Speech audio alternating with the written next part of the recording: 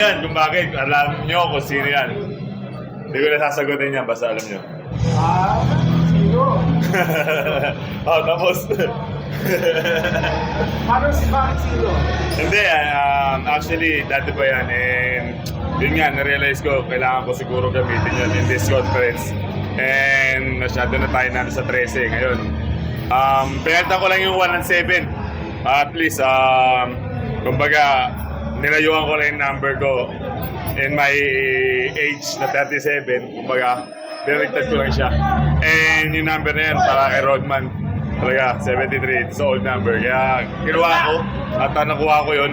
At ngayon, kailangan ko i-prepare yung sarili ko para doon sa number na yun. So, yun ang plano mong gawin this conference?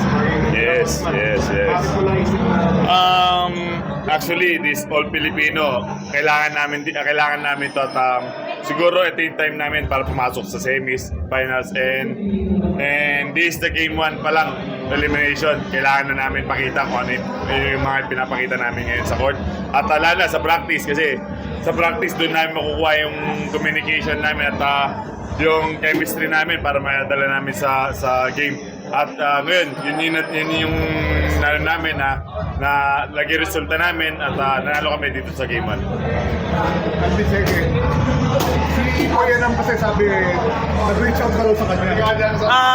Yung time na yun, hindi na masadya ang pagkakakita namin. Actually, kasama ko yung family ko rin.